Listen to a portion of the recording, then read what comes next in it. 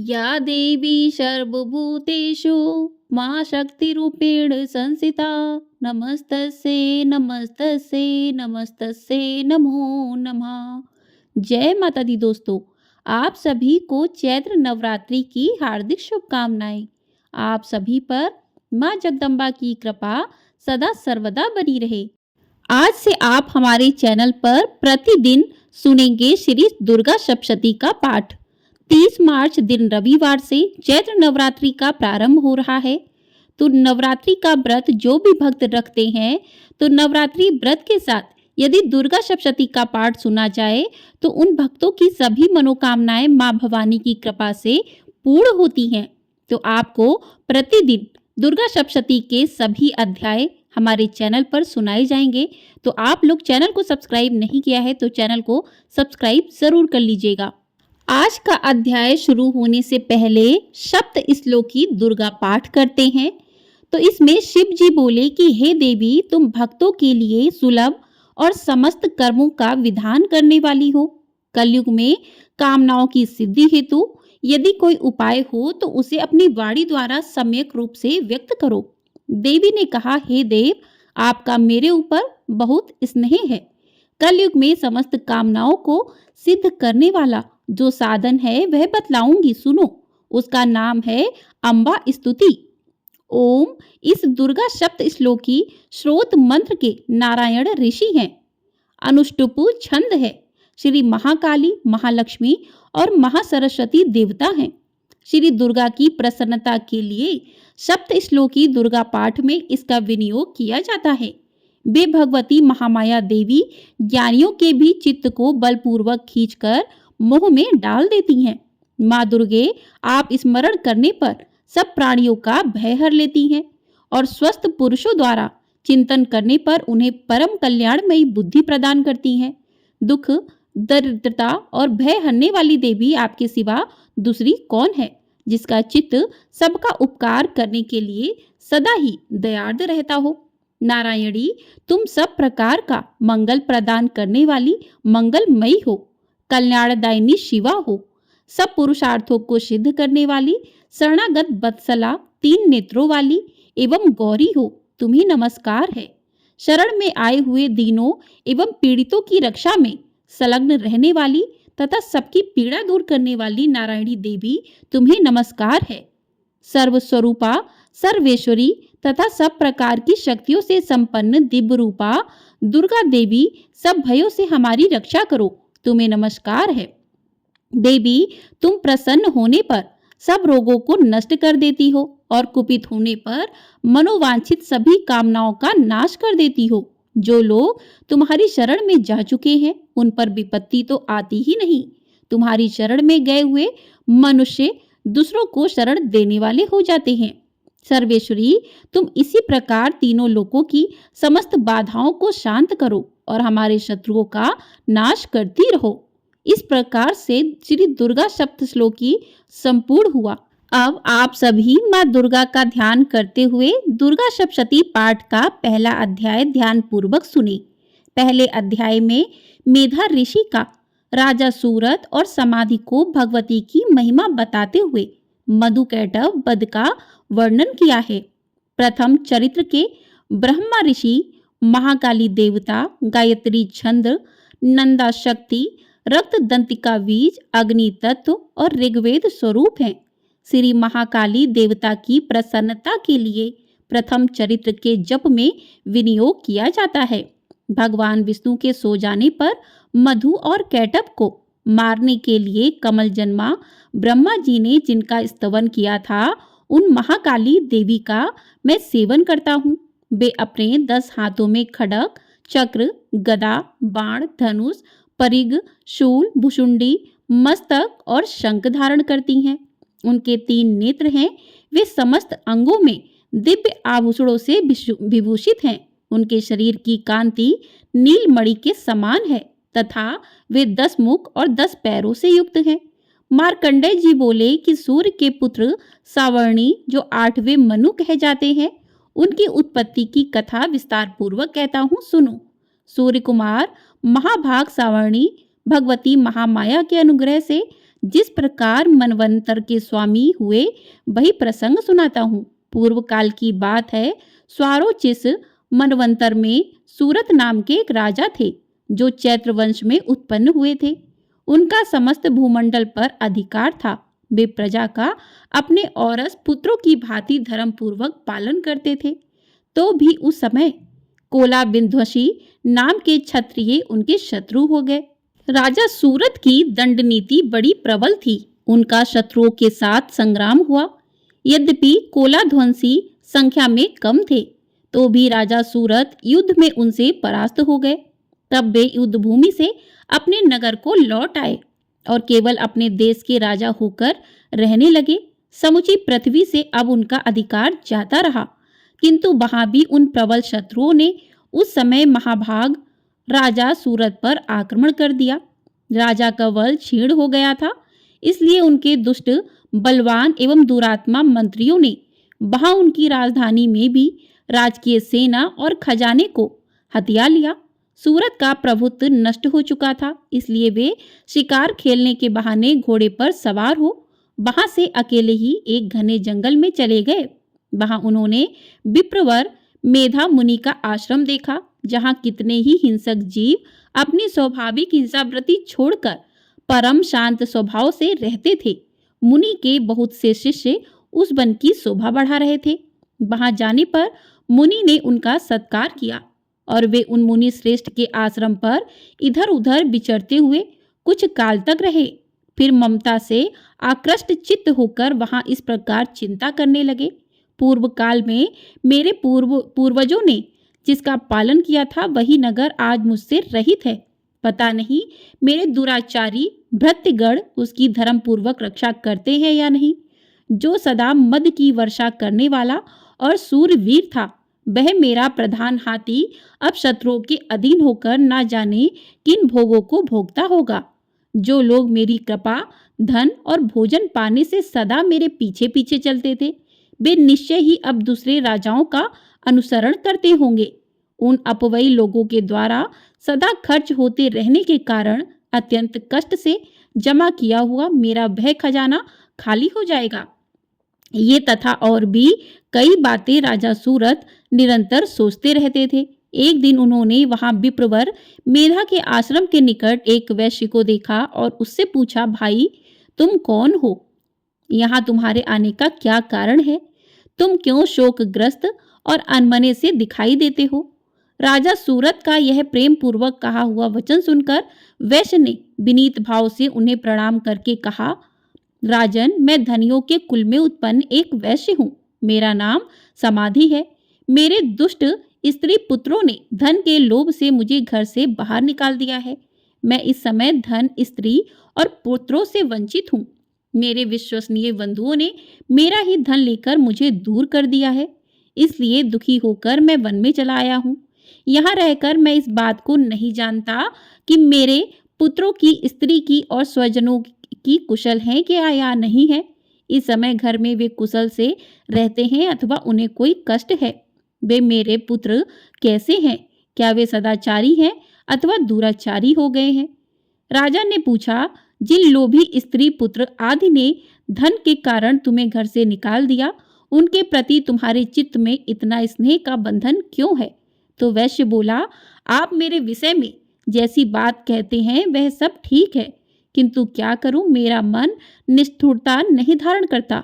जिन्होंने धन के लोभ में पड़कर पिता के प्रति स्नेह, पति के प्रति प्रेम तथा आत्मीय जन के प्रति अनुराग को तिलांजलि दे मुझे घर से निकाल दिया है, उन्हीं के प्रति मेरे हृदय में इतना स्नेह है। महामते, गुणहीन बंधुओं के प्रति भी जो मेरा चित्त इस प्रकार प्रेम मग्न हो रहा है, यह क्या है? इस बात को मैं जानकर भी नहीं जान पाता। उनके लिए मैं लंबी सांस ले रहा हूँ और मेरा हृदय अत्यंत दुखित हो रहा है। उन लोगों में प्रेम का सर्वथा अभाव है, तो भी उनके प्रति जो मेरा मन निष्ठुर हो पाता, इसके लिए क्या करूं? मार्कंडे जी कहते हैं, ब्राह्मण तदंतर राजाओं में श्रेष्ठ सूरत और वह समाधि नामक वैश्य दोनों साथ साथ मेधा मुनि की सेवा में उपस्थित हुए और उनके साथ यथा योग्य न्याय अनुकूल विनयपूर्ण वर्ताव करके बैठे। तत्पश्चात वैश्य और राजा ने कुछ वार्तालाप आरंभ किया। राजा ने कहा, भगवान, मैं आपसे एक बात पूछना चाहता हूँ, उसे बताइए। मेरा चित्त अपने अधीन ना होने के कारण वह बात मेरे मन को बहुत दुख देती है। जो राज्य मेरे हाथ से चला गया है, उसमें और उसके संपूर्ण अंगों में मेरी ममता बनी हुई है। हे मुनि श्रेष्ठ, यह जानते हुए भी कि वह अब मेरा नहीं है, अज्ञानी की भांति मुझे उसके लिए दुख होता है। यह क्या है? इधर यह वैश्य भी घर से अपमानित होकर आया है। इसके पुत्र, स्त्री और भृत्यों ने इसे छोड़ दिया है। स्वजनों ने भी इसका परित्याग कर दिया है, तो भी यह उनके प्रति अत्यंत हार्दिक स्नेह रखता है। इस प्रकार यह तथा मैं दोनों ही बहुत दुखी हैं। जिसमें प्रत्यक्ष दोष देखा गया है, उस विषय के लिए भी हमारे मन में ममता जनित आकर्षण पैदा हो रहा है। महाभाग, हम दोनों समझदार हैं, तो भी हम में जो मोह पैदा हुआ है, यह क्या है? विवेक शून्य पुरुष की भांति मुझ में और इसमें भी यह मूर्ता प्रत्यक्ष दिखाई देती है। ऋषि बोले कि महाभाग, विषय मार्ग का ज्ञान सब जीवों को है। इसी प्रकार विषय भी सबके लिए अलग अलग है। कुछ प्राणी दिन में भी नहीं देखते, दूसरे रात में भी नहीं देखते, तथा कुछ जीव ऐसे हैं जो दिन और रात्रि में भी बराबर ही देखते हैं। यह ठीक है कि मनुष्य समझदार होते हैं, किंतु केवल वे ही ऐसे नहीं होते। पशु, पक्षी और मृग आदि भी सभी प्राणी समझदार होते हैं। मनुष्यों की समझ भी वैसी ही होती है जैसी उन मृग और पक्षियों की होती है, तथा जैसी मनुष्यों की होती है वैसी ही उन मृग, पक्षी आदि की होती है। यह तथा अन्य बातें भी प्रायः दोनों में समान ही है। समझ होने पर भी इन पक्षियों को तो देखो, ये स्वयं भूख से पीड़ित होते हुए भी मोहवश बच्चों की चोंच में कितने चाव से अन्न के दाने डाल रहे हैं। नरश्रेष्ठ, क्या तुम नहीं देखते कि ये मनुष्य समझदार होते हुए भी लोभवश अपने किए हुए उपकार का बदला पाने के लिए पुत्रों की अभिलाषा करते हैं? यद्यपि उन सब में समझ की कमी नहीं है, तथापि वे संसार की स्थिति बनाए रखने वाले भगवती महामाया के प्रभाव द्वारा ममता में भंवर से युक्त मोह के गहरे गर्त में गिराए गए हैं। इसलिए इसमें आश्चर्य नहीं करना चाहिए। जगदीश्वर भगवान विष्णु की योग निद्रा रूपा जो भगवती महामाया है, उन्हीं से यह जगत मोहित हो रहा है। वे भगवती महामाया देवी ज्ञानियों के भी चित्त को बलपूर्वक खींचकर मोह में डाल देती हैं। वे ही इस संपूर्ण चराचर जगत की सृष्टि करती हैं, तथा वे ही प्रसन्न होने पर मनुष्यों को मुक्ति के लिए वरदान देती हैं। वे ही पराविद्या, संसार बंधन और मोक्ष की हेतुभूता सनातनी देवी तथा संपूर्ण ईश्वर की अधीश्वरी है। राजा ने पूछा, भगवान, जिन्हें आप महामाया कहते हैं, वे देवी कौन है? ब्राह्मण, उनका आविर्भाव कैसे हुआ तथा उनके चरित्र कौन कौन है? ब्रह्मवेत्ताओं में श्रेष्ठ महर्षि उन देवी का जैसा प्रभाव हो, जैसा स्वरूप हो और जिस प्रकार प्रादुर्भाव हुआ हो, वह सब मैं आपके मुख से सुनना चाहता हूँ। ऋषि बोले, राजन, वास्तव में तो वे देवी नित्य स्वरूपा ही हैं। संपूर्ण जगत उन्हीं का रूप है तथा उन्होंने समस्त विश्व को व्याप्त कर रखा है। तथापि उनका प्राकट्य अनेक प्रकार से होता है, वह मुझसे सुनो। यद्यपि वे नित्य और अजन्मा है, तथापि जब देवताओं का कार्य सिद्ध करने के लिए प्रकट होती हैं, उस समय लोक में उत्पन्न हुई कहलाती हैं। कल्प के अंत में जब संपूर्ण जगत एकांड वन में निमग्न हो रहा था और सबके प्रभु भगवान विष्णु शेष नाग की सैया बिछाकर योग निद्रा का आश्रय ले सो रहे थे, उस समय उनके कानों के मैल से दो भयंकर असुर उत्पन्न हुए, जो मधु और कैटभ नाम से विख्यात थे। वे दोनों ब्रह्मा जी का वध करने को तैयार हो गए। भगवान विष्णु के नाभि कमल में विराजमान प्रजापति ब्रह्मा ने जब उन दोनों भयानक असुरों को अपने पास आया और भगवान को सोया हुआ देखा, तब एकाग्रचित होकर उन्होंने भगवान विष्णु को जगाने के लिए उनके नेत्रों में निवास करने वाली योग निद्रा का स्तवन आरंभ किया, जो इस विश्व की अधीश्वरी, जगत को धारण करने वाली, संसार का पालन और संहार करने वाली तथा तेज स्वरूप भगवान विष्णु की अनुपम शक्ति है। उन्हीं भगवती निद्रा देवी की भगवान ब्रह्मा स्तुति करने लगे। ब्रह्मा जी ने कहा, देवी, तुम ही स्वाहा, तुम ही स्वधा और तुम ही वष्टकार हो। स्वर भी तुम्हारे ही स्वरूप हैं। तुम ही जीवनदायिनी सुधा हो। नित्य अक्षर प्रवण में अकार उकार मकार इन 3 मात्राओं के रूप में तुम स्थित हो तथा इन 3 मात्राओं के अतिरिक्त जो बिंदु रूपा नित्य अर्ध मात्रा है, जिनका विशेष रूप से उच्चारण नहीं किया जा सकता, वह भी तुम ही हो देवी। तुम ही संध्या सावित्री तथा परम जननी हो। देवी, तुम ही इस विश्व ब्रह्मांड को धारण करती हो। तुमसे ही इस जगत की सृष्टि होती है, तुम ही से इसका पालन होता है और सदा तुम ही कल्प के अंत में सबको अपना ग्रास बना लेती हो। जगन्मयी देवी, इस जगत की उत्पत्ति के समय तुम सृष्टि रूपा हो, पालन काल में स्थिति स्वरूपा हो तथा कल्पांत के समय संहार रूप धारण करने वाली हो। तुम ही महाविद्या, महामाया, महामेधा, महास्मृति, महामोह रूपा, महादेवी और महासुरी हो। तुम ही तीनों गुणों को उत्पन्न करने वाली सबकी प्रकृति हो। भयंकर काल रात्रि, महारात्रि और मोहरात्रि भी तुम ही हो। तुम ही श्री, तुम ही ईश्वरी, तुम ही और तुम ही बोध स्वरूपा बुद्धि हो। लज्जा, पुष्टि, तुष्टि, शांति और क्षमा भी तुम ही हो। तुम खड्ग धारणी, शूल धारणी, घोर रूपा तथा गदा, चक्र, शंख और धनुष धारण करने वाली हो। बाण, भुसुंडी और परिक ये भी तुम्हारे अस्त्र हैं। तुम सौम्य और सौम्यतर हो। इतना ही नहीं, जितने भी सौम्य एवं सुंदर पदार्थ हैं, उन सब की अपेक्षा तुम अत्यधिक सुंदरी हो। पर और अपर सबसे परे रहने वाली परमेश्वरी तुम ही हो। सर्वस्वरूपे देवी, कहीं भी सत असत रूप जो कुछ वस्तुएं हैं और उन सब की जो शक्ति है, वह तुम ही हो। ऐसी अवस्था में तुम्हारी स्तुति क्या हो सकती है? जो इस जगत की सृष्टि, पालन और संहार करते हैं, उन भगवान को भी जब तुमने निद्रा के अधीन कर दिया है, तब तुम्हारी स्तुति करने में यहाँ कौन समर्थ हो सकता है? मुझको, भगवान शंकर को तथा भगवान विष्णु को भी तुमने ही शरीर धारण कराया है, अतः तुम्हारी स्तुति करने की शक्ति किसमें है? देवी, तुम तो अपने इन उदार प्रभाव से ही प्रशंसित हो। ये जो दोनों दुर्सर असुर मधु और कैटभ हैं, इनको मोह में डाल दो और जगदीश्वर भगवान विष्णु को शीघ्र ही जगा दो।